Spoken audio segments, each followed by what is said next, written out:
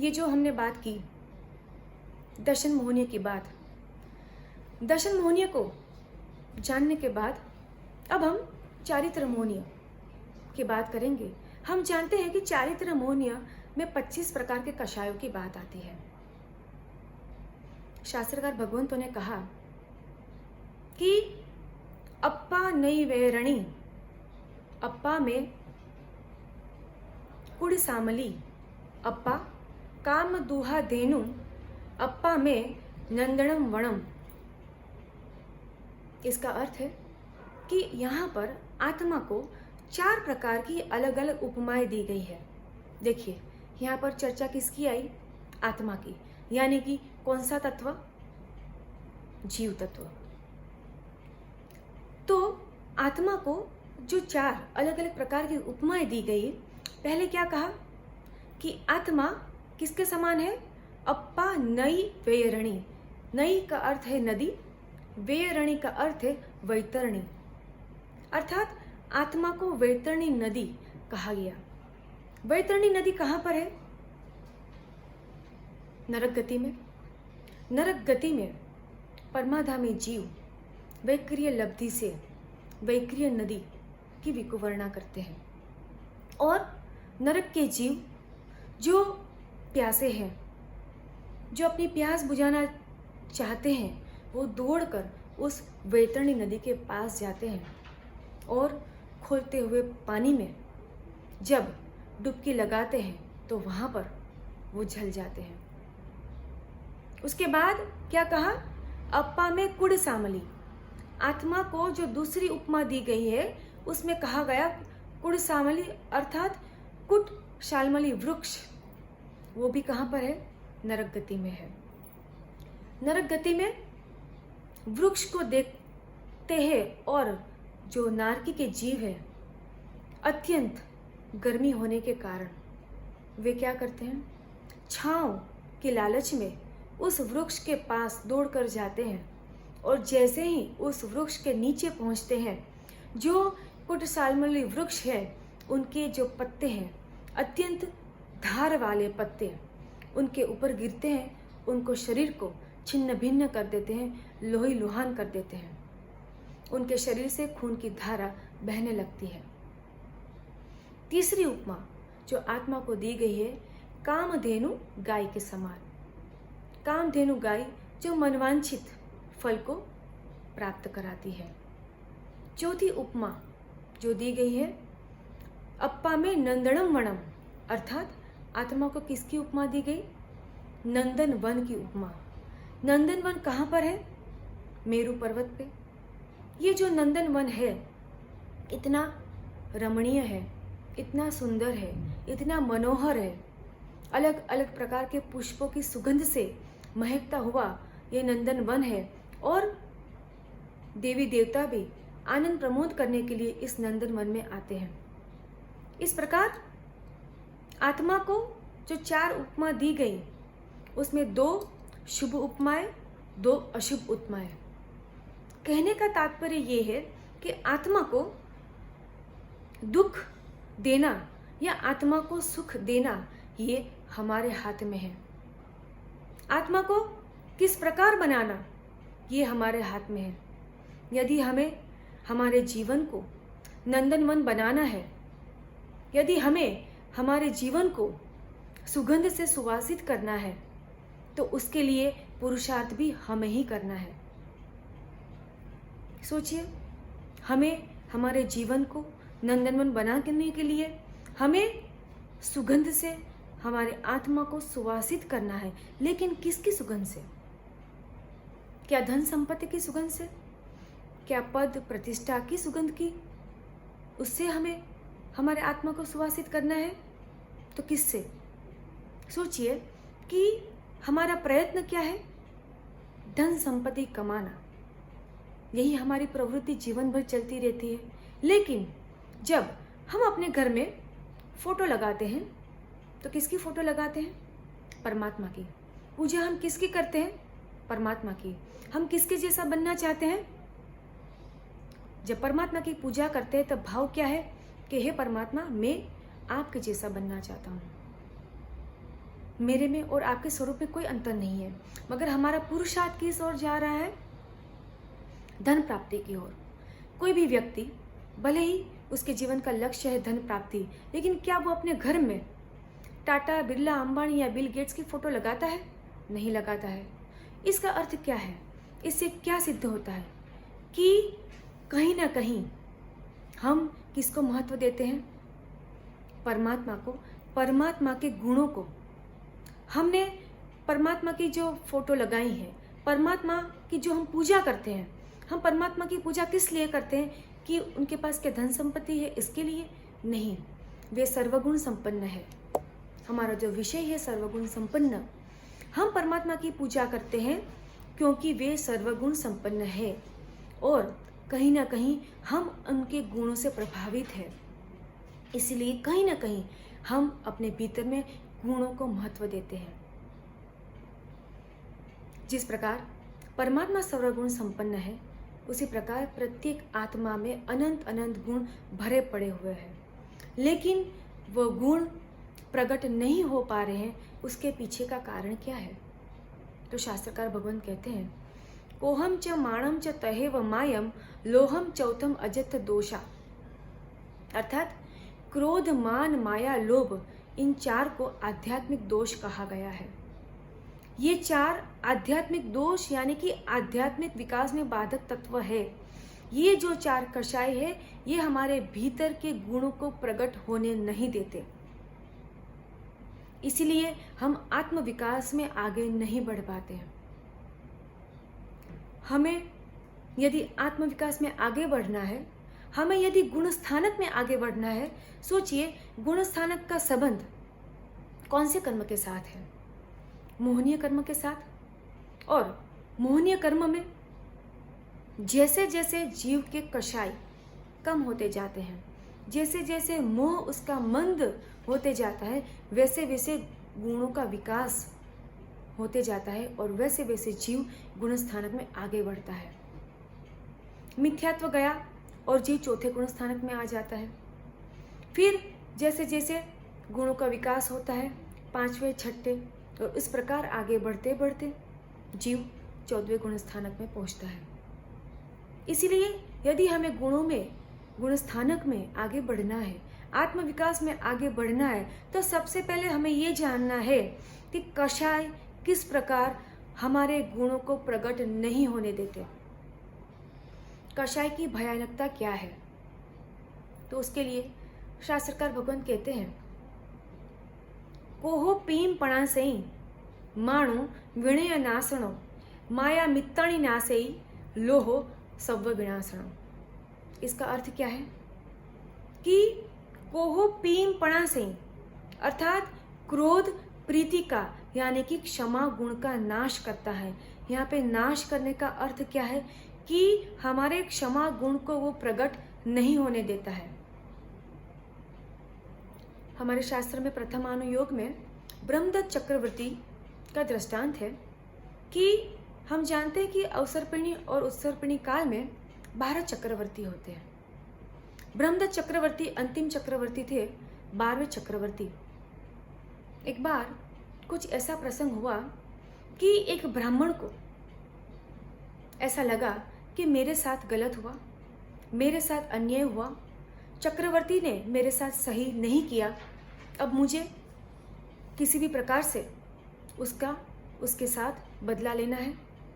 Where की गांठ उसके मन में इस तरह से बैठ गई कि अब उसे चैन नहीं पड़ता है।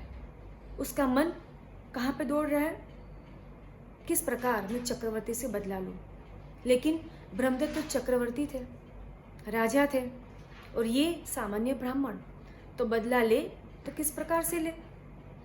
उसके मन में क्रोध की जो ज्वाला दहक रही थी, उसके मन में जो आवेश थे, उसके मन में जो कषाय की तीव्रता थी, उसके मन में जो कृष्ण लेशिया के परिणाम थे, मरने मारने के जो उसके मन में परिणाम थे, उसने सोचा चाहे कुछ भी हो जाए मुझे बदला तो लेना ही है। उसने एक निशानेबाज को तैयार किया, उसे मुंह मांगा धन दिया और उससे कहा कि इस रास्ते से चक्रवर्ती का रथ पसार होगा, तुम्हें निशाना लगाकर उस चक्रवर्ती की दोनों आंखें फोड़ देनी है। और वैसा ही हुआ। उस निशानेबाज ने चक्रवर्ती की दोनों आंखें फोड़ दी। अब चक्रवर्ती अंधा हो गया। उसे इतना क्रोध आया, उसने अपने मंत्री से कहा कि जाओ और जाकर देखो, अपने गुप्तचरों को भेजो, किसने ये करतूत की, किसने ये अनुचित कार्य किया, उसे पकड़कर मेरे सामने लाया जाए। और ये ब्राह्मण पकड़ा जाता है। ब्राह्मण के साथ उसके परिवार के सदस्य, जिसके यहाँ पर कोई गलती नहीं थी, उस ब्राह्मण को उसके परिवार के सहित मार दिया जाता है। सोचिए, ये जो क्रोध यहाँ पर खत्म नहीं होता है। उसके मन में गलती एक व्यक्ति ने की, गलती एक ब्राह्मण ने की, लेकिन उसके मन में जो वेरभाव वो किसके प्रति हुआ? पूरी ब्राह्मण जाति के ऊपर। हमारे साथ भी कई बार ऐसा होता है कि एक व्यक्ति हमसे गलत व्यवहार करता है और उसके कारण हम उसकी पूरी कम्युनिटी को गलत सोचने लगते हैं, उसके विषय में गलत बातें बनाने लगते हैं। अब ब्रह्मदत्त चक्रवर्ती ने कहा कि मुझे इस पृथ्वी पर एक भी ब्राह्मण नहीं चाहिए। मेरे नगर में जितने भी ब्राह्मण हैं उस सब की हत्या कर दो, मुझे एक भी ब्राह्मण नहीं चाहिए, क्योंकि सारे ब्राह्मण ऐसे ही होते हैं। सोचिए, चक्रवर्ती अंधा हो चुका है, उसने ये आदेश दे दिया। अब मंत्री जो था वो दयालु था। वो सोचता है कि महाराज को ये क्या हो गया है, किस तरह से बातें करते हैं। जिस व्यक्ति ने अपराध किया था उसको सजा मिल चुकी, उसके पूरे परिवार को सजा मिल चुकी। अब उसकी पूरी जाति को समाप्त करने का विचार कहाँ तक योग्य है? इसलिए ऐसा अहित ना हो, ऐसा अनुचित ना हो, उसके लिए उस मंत्री ने क्या किया कि श्लेष्म के फल, जिसके बीज इतने चिकने होते हैं, वो चिकने बीज से उसने पूरा थाल भर दिया। पूरी थाली जो थी वो उस चिकने बीज से भर दी और चक्रवर्ती के सामने रखकर उस थाल को रख दिया। और चक्रवर्ती से कहा कि देखिए, सब ब्राह्मणों को मारकर सब ब्राह्मणों की आंख मैं आपके समक्ष लेकर आया हूँ। और सोचिए, ब्रह्मदत्त चक्रवर्ती अपने हाथों से उन बीज को मसलता और उसे अत्यंत सुख का अनुभव होता कि मैंने इस पृथ्वी से सारे ब्राह्मणों को समाप्त कर दिया, इस ब्राह्मण जाति को ही मैंने पूरा समाप्त कर दिया। और इस तरह सोच सोच के कैसे रौद्र परिणाम उसके मन में। और बहुत जन जानते हैं कि ब्रह्मदत्त चक्रवर्ती आयु पूर्ण करके 7वें नरक में जाता है। दोनों ही दुर्गति में जाते हैं, ब्राह्मण और ब्रह्मदत्त चक्रवर्ती। कारण क्रोध कषाय। अगर दोनों ही क्षमा भाव रखते तो दोनों ही दुर्गति से बच जाते, लेकिन क्रोध के आवेश में व्यक्ति अपने विवेक दृष्टि को खो देता है। क्या हित है, क्या अहित है, वो जानता नहीं, वो समझ ही नहीं पाता और अनुचित कार्य कर देता है। तो इस प्रकार क्रोध हमारे भीतर के क्षमा गुण को प्रकट नहीं होने देता। उसके बाद शास्त्रकार भगवान कहते हैं, माणो विनय नाशनो, अर्थात जो मान कषाय है वो विनय गुण का नाश करता है। हमारे भीतर में जो विनय गुण है उसे प्रकट नहीं होने देता है, जबकि विनय धर्म का मूल है। विनय धर्म का मूल, यानी कि धर्म की शुरुआत ही विनय गुण से होती है। लेकिन हमारे भीतर में जो अहंकार है वो बाधक तत्व है। एक बार एक घड़ा, मिट्टी का घड़ा जो पानी से भरा हुआ है, उसके ऊपर में एक कटोरी रखी गई है। एक बार कटोरी और घड़े के बीच में बहस हुई। कटोरी ने कहा कि घड़े से कि आप ना पक्षपाती हो, आप बड़ी पार्शियलिटी करते हो, आप सबको पानी पिलाते हो, सबको सबकी प्यास आप बुझाते हैं, लेकिन मैं इतने समय से आपके साथ हूँ, मैंने आज तक आपका साथ नहीं छोड़ा, लेकिन आपने कभी भी मेरी प्यास नहीं बुझाई। तब घड़े ने क्या कहा? घड़े का जो जवाब था, इतना मार्मिक जवाब था। घड़े ने कहा कि यदि किसी को कुछ पाना है तो उसे चरणों में आना पड़ता है, उसे विनम्र होना पड़ता है। तुम तो अहंकार से मेरे सिर पर बैठी हुई हो, तो किस प्रकार से तुम्हें पानी मिल पाएगा? यदि तुम्हें पानी चाहिए तो तुम्हें नीचे आना होगा, तुम्हें अपने अहंकार को छोड़ना होगा, तुम्हें नम्र बनना होगा, और तभी तुम अपनी प्यास बुझा पाओगी। कटोरी नीचे आती है और घड़े ने पानी से उसको भर दिया। कहने का तात्पर्य है कि जब तक हमारे भीतर में अहंकार है, तब तक हम कुछ भी पाना चाहे हम नहीं पा सकते।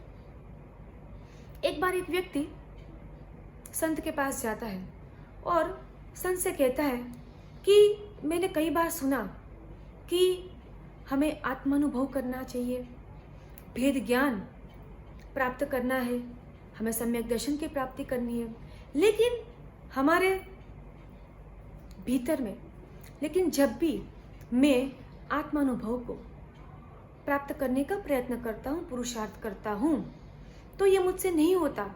आखिर इसके पीछे का कारण क्या है? आत्मस्वरूप को पाने के लिए मुझे क्या करना चाहिए, मैं क्या करूं?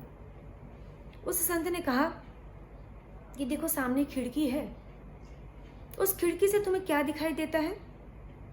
तब उस व्यक्ति ने कहा कि मुझे पशु पक्षी, पेड़ पौधे, वृक्ष, आकाश, नदी, पहाड़ सब कुछ स्पष्ट रूप से दिखाई देता है। उसके बाद उस संत ने कहा एक आईना दिखाकर कि इस आईने में तुम्हें क्या दिखाई देता है? तब उस व्यक्ति ने कहा कि आईने में मुझे केवल मैं अपने आप को देख पा रहा हूँ और कुछ मुझे नहीं दिखाई दे रहा है। तब उस संत ने कहा कि जो खिड़की का कांच है वो ट्रांसपेरेंट है, वो पारदर्शी है, इसके कारण तुम्हें स्पष्ट रूप से सारी चीजें दिखाई देती हैं। लेकिन ये जो आईना है, इसके पीछे में रजत की परत लगी हुई है और इसी के कारण तुम केवल अपने आप को देख पा रहे हो। ठीक उसी प्रकार जब तक तुम्हारे भीतर में मैं की परत है, जब तक तुम अपने भीतर में ये सोचते हो कि मैं ही सब कुछ हूँ, मैं शेठ हूँ, मैं धनवान हूँ, मैंने कितने व्यक्तियों पर उपकार किया, मैं पूरा समाज चला रहा हूँ, मैं पूरा घर चला रहा हूँ, मेरे परिवार आज जो अच्छे से जीवन बिता रहे हैं उसके पीछे कौन है? मैं हूँ। मेरे परिश्रम के कारण आज सब अच्छी लाइफ जी पा रहे हैं। तो जब तक इस मैं की परत तुम्हारे भीतर में है, तब तक तुम केवल अपने आप को ही देख पाओगे। जब तक इस मैं की परत नहीं हटेगी, तब तक तुम्हें आत्मस्वरूप की प्राप्ति नहीं हो सकती। इसलिए इस मैं को दूर करना अत्यंत आवश्यक है। बात बात में हमारे मन में क्या आ जाता है? अरे मुझे तो ये पता है, मैं तो जानता हूँ, मैं तो ज्ञानी हूँ, मैंने इतना सारा अभ्यास कर लिया है, मुझे क्या आवश्यकता है और अधिक जानने की? जब तक ये मैं की परत है, तब तक हम आगे नहीं बढ़ सकते, तब तक हमारे भीतर में विनय गुण का प्रकटीकरण नहीं हो सकता। एक बहुत अच्छी बात है कि एक बार बर्फ से पूछा गया, किससे? बर्फ से पूछा गया कि तुम इतने ठंडे क्यों हो? तो बर्फ ने क्या जवाब दिया कि मेरा अतीत भी पानी और मेरा भविष्य भी पानी, फिर गर्मी किस बात की रखूं?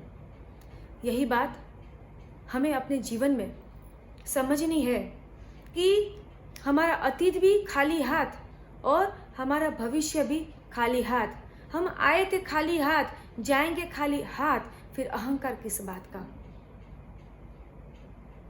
तो सोचिए, हम अहंकार करते हैं मगर हम नहीं जानते कि ये हमारे लिए, हमारे आत्म विकास में कितना बड़ा बाधक तत्व है। देखिए, जो जीभ है वो हमें जन्म से प्राप्त होती है और अंत समय तक रहती है, लेकिन जो दांत है वो थोड़े समय के बाद आते हैं और मृत्यु के पूर्व ही दांत सारे गिर जाते हैं।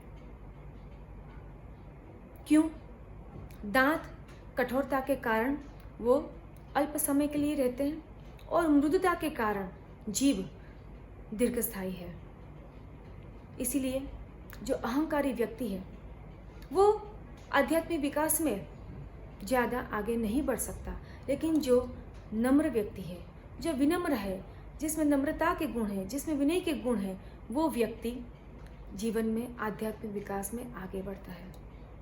उसके बाद शास्त्रकार भगवंत ने कहा, माया मित्ताणी नासेई, अर्थात माया मित्रता के गुण को यानी कि सरलता के गुण को प्रकट नहीं होने देती। माया को क्या कहा गया? शल्य कहा गया। रत्नाकरण श्रावकाचार्य में 3 प्रकार के शल्य की बात कही गई है। माया शल्य, निदान शल्य और मिच्छादंशन शल्य। शल्य का अर्थ होता है कांटा। जिस प्रकार कांटा हमें दिखाई नहीं देता लेकिन भीतर में हमें अत्यंत पीड़ित करता है, दुखी करता है, हमें दर्द देता है, ठीक उसी प्रकार माया शल्य। माया को क्यों कांटा कहा गया, क्यों शल्य कहा गया? क्रोध और मान को शल्य नहीं कहा गया। क्यों? क्योंकि क्रोध और मान हमें बाहर में दिखाई देते हैं, लेकिन माया जो है वो हमें बाहर में नहीं दिखाई देती, क्योंकि जो माया भी होता है वो बाहर में कुछ है और भीतर में कुछ है। इसीलिए उसे शल्य कहा गया, क्योंकि वो भीतर में हमारी आत्मा का अहित करता है, हमारी आत्मा को पीड़ित करता है, हमारी आत्मा को दंडित करता है और हमारी आत्मा को दुर्गति में ले जाने का काम ये माया शल्य करता है। एक बार एक राजा ने घोषणा करवाई कि उसे एक सुंदर महल बनवाना है। उसने एक अच्छे और काबिल इंजीनियर को बुलाया और कहा कि तुम्हें एक सुंदर महल बनाना है और उसके लिए तुम्हें जो कोई भी सामग्री चाहिए तुम्हें मिल जाएगी। पैसों की चिंता तुम्हें नहीं करनी है, तुम्हें जितने पैसे चाहिए वो तुम्हें मिलेंगे, लेकिन ये जो महल है उसकी सुंदरता में कभी भी कहीं भी कोई भी कमी नहीं आनी चाहिए और तुम अच्छी क्वालिटी का सामान इस महल बनाने में यूज़ करोगे। कहीं भी पैसों की कमी के कारण ये न हो कि महल बनने में कहीं कोई चूक हो जाए। अब इंजीनियर ने सोचा कि मुझे अच्छा मौका मिला है।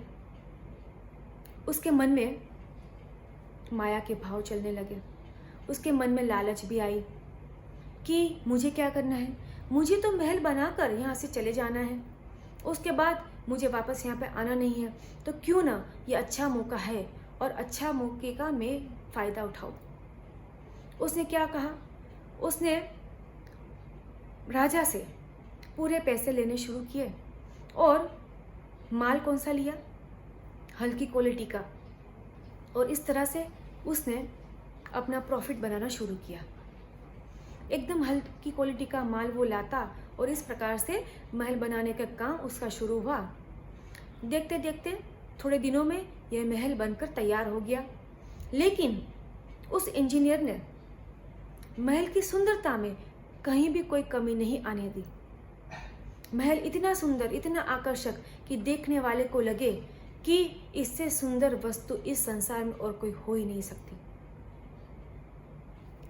उसने राजा से कहलवाया कि आपका महल तैयार है, आप आइए।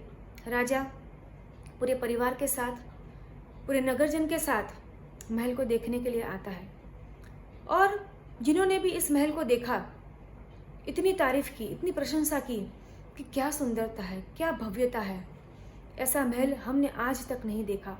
सब ने उस इंजीनियर की तारीफ की, लेकिन इंजीनियर तो जानता था कि केवल बाहर से सुंदर है और भीतर में क्या है, भीतर में मजबूती तो कुछ भी नहीं है।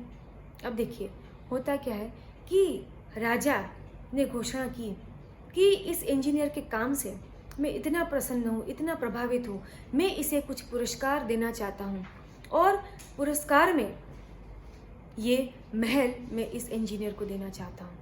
सोचिए, सब खुश होते हैं इस बात को सुनकर, सब उस इंजीनियर को बधाई देते हैं और कहते हैं कि तुम कितने भाग्यशाली हो कि इतना सुंदर महल आज तुम्हें पारितोषिक के तौर पर मिल रहा है। मगर क्या वो खुश होगा? क्योंकि वो जानता है कि ये केवल बाहर की सुंदरता है, भीतर में तो जो सामान इस्तेमाल किया गया है, कभी भी किसी समय भी ये महल गिरने की पूरी शक्यता है। जो मायावी व्यक्ति होता है वो क्या सोचता है कि मैं चालाक हूँ, मैंने दूसरों को ठग लिया, मैंने दूसरों के साथ विश्वासघात कर लिया, लेकिन वो नहीं जानता कि वो अपनी ही आत्मा को ठगता है, अपने ही आत्मा का अहित करता है। इसीलिए ये जो माया है वो पुकार पुकार कर कहती है कि माया के अर्थ का विश्लेषण करे, माया के अर्थ को समझे। म आया अर्थात मत आओ, मेरे पास मत आओ, मेरे पास अगर आओगे तो सारी जो बुराइयां है, सारे जो दुर्गुण है वो आपसे लिपट जाएंगे, आपसे चिपक जाएंगे। इसलिए आप मुझसे दूर रहिए। जिस प्रकार आज हम क्या कहते हैं, जो कोरोना की परिस्थिति है, हम सोशल डिस्टेंस रखते हैं। क्यों? क्योंकि जिससे कि ये कोरोना की बीमारी हमसे ना चिपक जाए। उसी प्रकार ये माया शल्य, ये माया कषाय हमसे कहता है कि भाई हमसे दूर रहिए, वरना सारे दुर्गुण, सारी बुराइयां आपसे लिपट जाएगी और आपको दुर्गति में धकेल देगी। मायावी व्यक्ति क्या करता है? सोचिए, हमारे जीवन में हमारी सोच किस प्रकार की है। हम धर्मी नहीं हैं, हम धर्मी बनना भी नहीं चाहते, लेकिन समाज में हम दिखाना चाहते कि हम धर्मी हैं। हम पापी हैं, पाप के कार्य करने हमें अच्छे लगते हैं, लेकिन हम दिखाना नहीं चाहते कि हम पापी हैं। सोचिए, ये मायाचार नहीं तो और क्या है। एक बार परमात्मा से पूछा गया कि परमात्मा, कि जिस पवित्र धर्म का आपने उपदेश दिया है वो धर्म कहाँ टिक सकता है, कहाँ पर बढ़ सकता है? तब परमात्मा ने कहा, क्या कहा? धम्मो शुद्धस्य चिट्ठई, अर्थात धर्म शुद्ध हृदय में टिक सकता है, ठहर सकता है और वहीं पे बढ़ सकता है। फिर परमात्मा से प्रश्न किया गया कि आपने कहा कि शुद्ध हृदय में धर्म टिकता है और वहां पे बढ़ता है, तो हृदय को शुद्ध करने के लिए मुझे करना क्या होगा? तब परमात्मा ने कहा, सो ही उज्जूय भूयस्स, अर्थात सरलता से इस हृदय को शुद्ध किया जा सकता है। और सरलता के लिए हमें माया को अपने जीवन से दूर करना होगा। जैसे हम बाहर में हैं वैसे ही हमें भीतर में रहना है, जैसे हम भीतर में हैं वैसे ही हमें बाहर में रहना है। तो माया हमारे सरलता के गुण को प्रकट होने नहीं देती है।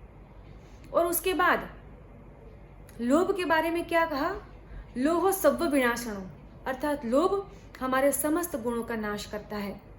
सोचिए, क्रोध मान माया एक एक गुण का नाश करते हैं। क्रोध क्षमा के गुण का, मान विनय के गुण का और माया सरलता के गुण का। लेकिन जब लोभ की बात आती है तो लोह सव्व विनाशनो, अर्थात लोभ हमारे समस्त गुणों का नाश करता है। किस प्रकार? देखिए, जो लोभी व्यक्ति है वो कभी भी अहिंसक नहीं हो सकता, क्योंकि उसे धन का लोभ, धन के प्रति आसक्ति, धन के प्रति ममत्व भाव इतना है कि उसके लिए वो कुछ भी करने को तैयार है। वो उसके लिए हिंसा करेगा भी, करवाएगा भी और करने वाले की अनुमोदना भी करेगा। इसलिए वो अहिंसक नहीं रह सकता। लोभी व्यक्ति कभी सत्य नहीं बोल सकता। क्यों? क्योंकि धन प्राप्त करने की जो उसके भीतर में लालसा है और वो जानता है कि मुझे अगर धन प्राप्त करना है तो सत्य का आचरण मैं नहीं कर सकता, बात बात पर झूठ बोलना अनिवार्य हो जाता है। इसलिए ऐसा व्यक्ति सत्य व्रत का भी पालन नहीं कर सकता। फिर कहा कि जो लोभी व्यक्ति है वो अचौर्य व्रत का भी पालन नहीं कर सकता, क्योंकि धन प्राप्ति के लिए वो विश्वासघात करता है, अनीति करता है, अत्याचार करता है, दूसरे के अधिकारों को छीनने का भी प्रयत्न करता है। इसीलिए वो व्यक्ति अचौर्य व्रत का भी पालन नहीं कर सकता। उसके बाद जो लोभी व्यक्ति है वो कभी भी अपरिग्रही नहीं रह सकता। क्यों नहीं रह सकता? क्योंकि उसके जीवन का लक्ष्य ही यही है, धन का संग्रह करना, धन का अर्जन करना, और उसी के प्रयत्न में वो लगा हुआ रहता है कि किस प्रकार मैं धन का अर्जन करूं। उसका ममत्व धन के प्रति, प्रॉपर्टी के प्रति, पैसों के प्रति इतना अधिक होता है कि जितना उसके पास है उसकी सुरक्षा कैसे करनी, उसके विचारों में वो रहता है। और नया धन किस प्रकार मैं अर्जित करूं, उसके वो योजना बनाते रहता है। इसलिए वो अपरिग्रही भी नहीं रह सकता। लोभी व्यक्ति कभी स्वाध्याय नहीं कर सकता, क्योंकि उसका मन स्वाध्याय में रहेगा ही नहीं। जब भी वो स्वाध्याय करने बैठेगा, जब भी वो सत्संग करेगा, जब भी वो कुछ धार्मिक वांछन करना शुरू करेगा, उसके मन में कौन से विचार आने लग जाते हैं? धन के। मुझे धन प्राप्ति के लिए क्या करना है, मुझे आगे क्या करना है, आगे की योजना किस प्रकार बनानी है। इस प्रकार कभी भी वो अपने मन को, अपने मन की चंचलता को वो नियंत्रण में नहीं रख पाएगा। जब तक हम मन की चंचलता को नियंत्रित नहीं कर पाते, तब तक हम स्वाध्याय में स्थिर कैसे बन पाएंगे? तो वो स्वाध्याय भी नहीं कर पाता। लोभी व्यक्ति दानवीर भी नहीं बन सकता, क्योंकि धन उसको प्राणों से भी अधिक प्रिय है। इसीलिए जहां भी दान देने की बात आती है, कुछ न कुछ बहाने वो बनाना शुरू कर देता है। ऐसा व्यक्ति धर्म स्थानकों से भी दूर रहता है। वो सोचता है कि अगर मैं वहां पर गया और शर्म के मारे भी हो सकता है कि मुझे कुछ देना पड़ जाए, ऐसा सोचकर वे धर्म स्थानकों से भी दूर रहता है। तो सोचिए, लोहो सव विनाशनो, अर्थात लोभी व्यक्ति में कोई भी किसी भी प्रकार के गुण प्रकट नहीं हो पाते। इसीलिए तो कहते हैं कि लोभ 10वें गुण स्थानक तक रहता है। सूक्ष्म लोभ जो है वो 10वें गुण स्थानक तक रहता है, सबसे अंत में वो जाता है। बाकी सारे जो कषाय वो पहले ही चले जाते हैं आगे आगे के गुण स्थानक में, लेकिन लोभ 10वें गुण स्थानक में रहता है। तो कहने का तात्पर्य ये है कि यदि हमें आत्मविकास में आगे बढ़ना है, यदि हमें सर्वगुण संपन्नता को प्राप्त करना है, यदि हमें भेद विज्ञान करना है, यदि हमें सम्यक दर्शन को प्राप्त करना है, तो हमें अपने गुणों का प्रगटीकरण करना आवश्यक है। सर्वगुण संपन्नयाणम भन्ते जीवे किम जणियई। परमात्मा को जब ये प्रश्न पूछा गया तो परमात्मा ने कहा, सर्वगुण संपन्नयाणम अपुनरावृत्तिम जणियई, अर्थात सर्वगुण संपन्नता से जीव ऐसी स्थिति को प्राप्त करता है जहाँ से उसे वापस कभी इस संसार में आना ना पड़े। तो हम सब इस सर्वगुण संपन्नता को प्राप्त करें, उसके लिए हमें अंतर्निरीक्षण करना है। जब भी हम प्रवचन सुने, हम उसके बाद चिंतन मनन करें कि इस प्रवचन के माध्यम से, इस प्रवचन का जो विषय था वो कौन से तत्व के आसपास, इसमें कौन से तत्व का समावेश हुआ है, और उस तत्व के ऊपर हम चिंतन मनन करें। तत्व के प्रति हम अपनी श्रद्धा को दृढ़ करें और जानने का प्रयत्न करें कि कषाय किस प्रकार से हमारे भीतर में उत्पन्न हो जाते हैं, हमें पता भी नहीं रहता, और हमें इसी के लिए अवेद